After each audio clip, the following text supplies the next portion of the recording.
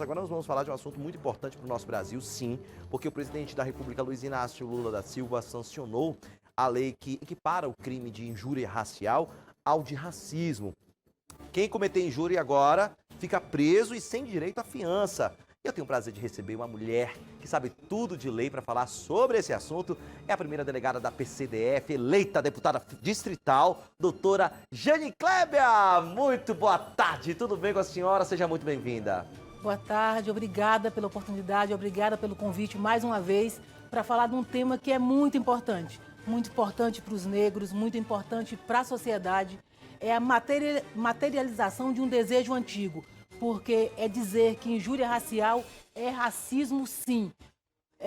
Quando as leis eram separadas, estava ali só como uma injúria, tudo que para nós nos doía a alma, nos matava por dentro, falava, não, é só uma injúria. Então hoje vem uma lei para dizer, tudo é racismo, é imprescritível, é inafiançável. Então, o tempo todo, quem foi vítima desse crime pode buscar a justiça e vai haver punição. E ela... Doutora, diga, eu queria Bruno, por favor. que a senhora deixasse claro para quem está em casa, primeiro, né, que muita gente precisa se inteirar sobre esse assunto. Para quem está em casa entender, deputada, eu queria que a senhora deixasse claro a diferença, né, da injúria racial e do racismo para as pessoas entenderem. Doutora Jane Kleber.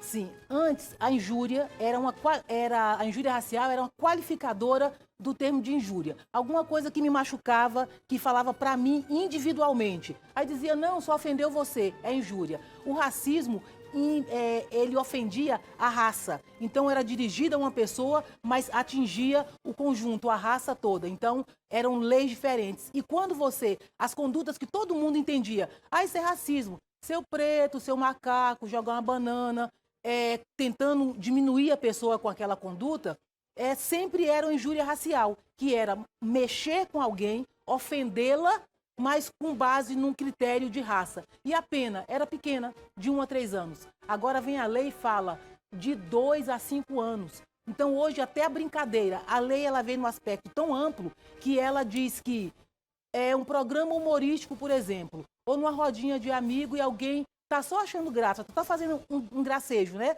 Seu macaco na brincadeira. Hoje o macaco na brincadeira vai para a lei de racismo, imprescritível e inafiançável, com pena de 2 a 5 anos. Doutora. Aquelas injúrias que nós víamos no estádio, agora são penalizadas também como um crime coletivo. Uhum. Pois não, Brunoso? Agora, doutora, qual a sanção aí dessa nova lei, né? O que muda além da punição desse tempo? 2 a 5 anos, se for, por exemplo, em algum programa, ele pode ser tirado do ar antes de uma decisão judicial. Já pode ali de forma liminar ser colocado fora do ar. Se você for para o estádio, né, que antes falava não, e nós temos visto no futebol, muitas vezes, aquela coisa que é coletiva. Todos que forem identificados podem responder por esse crime. De 2 a 5 anos e com um agravante de até a metade. Quando qualquer crime hoje de racismo for praticado por 2 ou mais pessoas, a pena já aumenta. Em vez de 2 a 5, é aumentado pela metade, pelo fato de ser praticado por mais de 2 pessoas. E se for em estádio, que é aquele crime comum que nós temos visto, que é o jogador de futebol ser injuriado. Então agora não é mais injúria, agora ele está sofrendo um crime de racismo e a pena de 2 a 5, pelo fato de ser coletivo, aumentado pela metade. Era exatamente isso que eu ia tocar, era esse assunto mesmo, né? Porque vale dizer, né, doutora, que o texto ainda proíbe aí, deputada, a pessoa que cometeu crime nos estádios, nos teatros, por exemplo, né? E vai proibir também de frequentar, inclusive, esses lugares, né, doutora, né, deputada?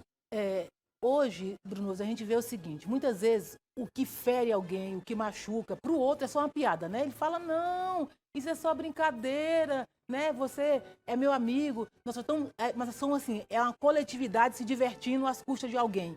E a pessoa não enxerga o outro que sofreu a brincadeira. Então me disseram assim, hoje eu já ouvi isso, nossa, agora ficou muito chato, ninguém pode brincar mais. Então a gente precisa entender qual é o limite entre a brincadeira e o que é uma ofensa racial.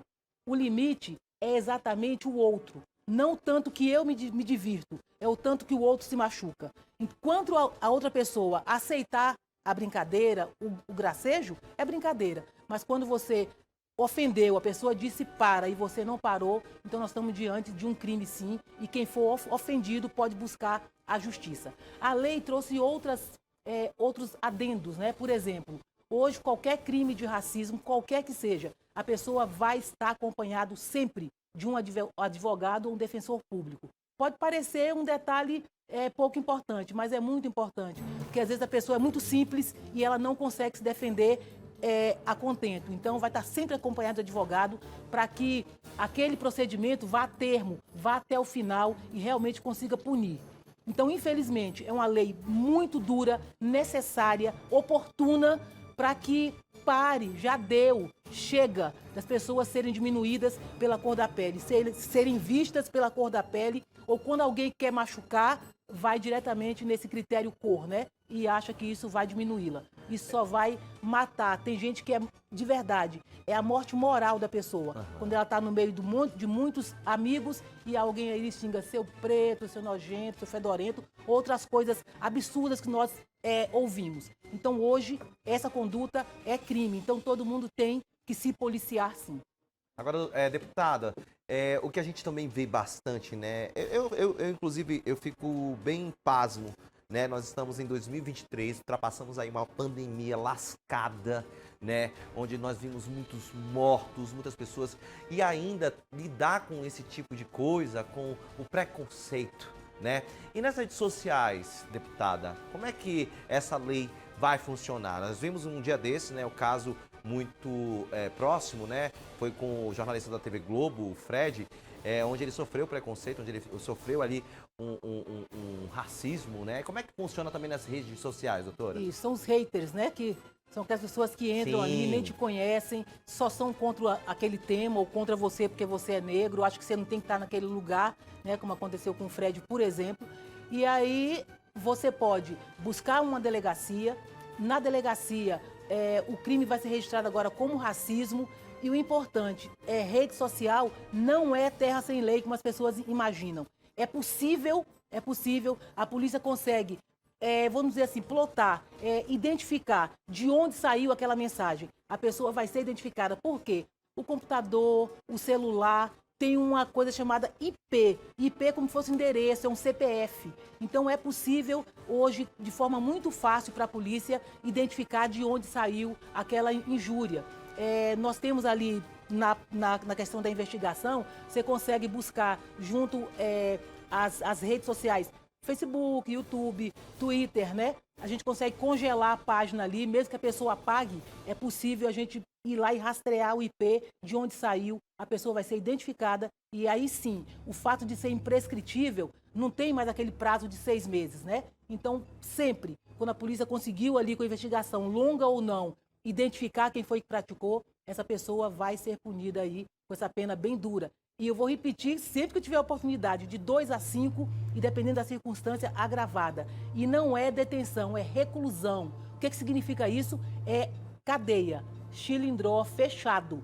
Não tem aquele de assinar na delegacia e ir curtir em casa, não. Se você for preso por conta do crime de racismo, você vai para cadeia. Em regime fechado, não tem fiança na delegacia, não dá para pagar a fiança e responder em liberdade. Você já vai ser recolhido se for preso em flagrante. Olha aí, ó, isso é o que diz a lei, né, doutora? Agora, deputada, eu vou chamar doutora, deputada, porque para mim vai ser a minha eterna delegada, doutora Jane Clébia, que agora é deputada distrital. Daqui a pouco eu quero saber como é que tá lá por dentro, né? Já chegando a nossa querida doutora deputada distrital Jane Clébia.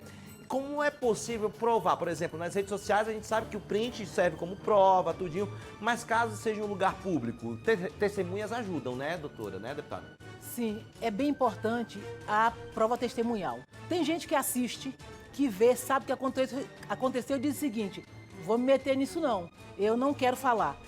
A testemunha não é testemunha da pessoa, é testemunha do juízo.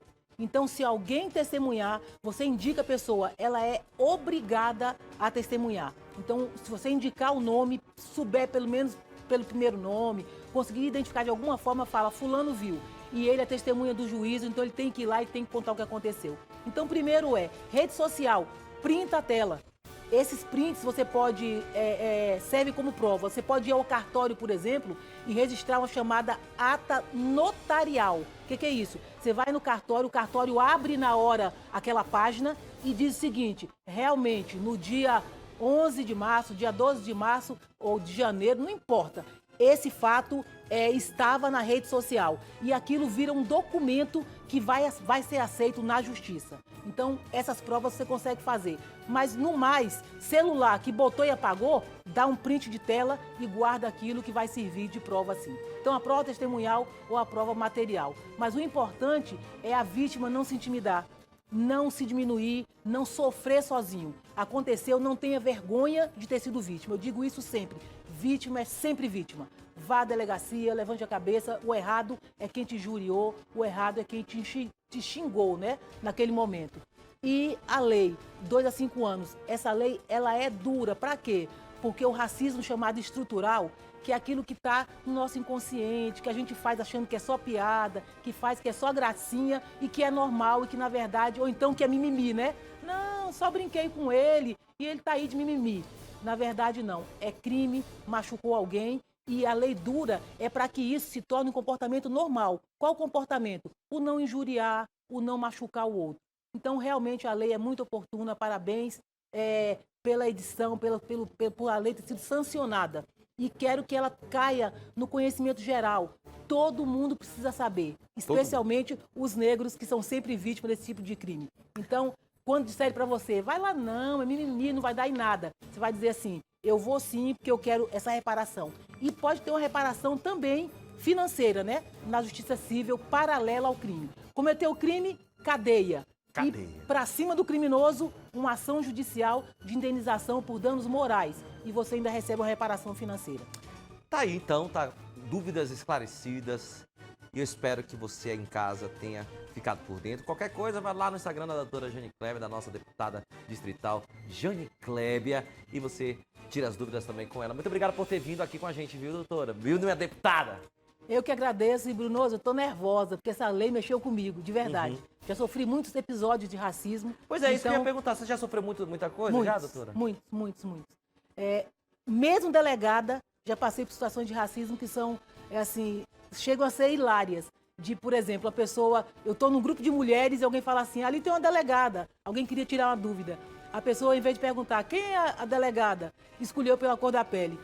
Era só eu negra e 3 mulheres brancas.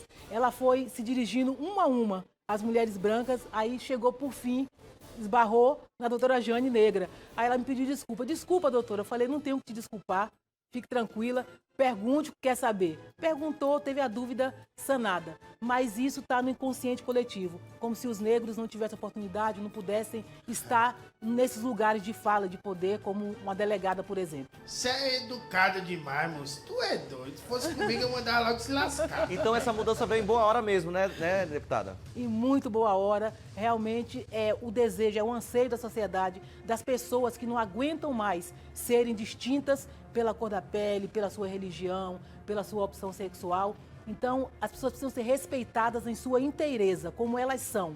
Então, quando não respeitam, aí vem a lei que é dura e o respeito vai ser imposto por uma cadeirinha aí de 2 a 5 anos.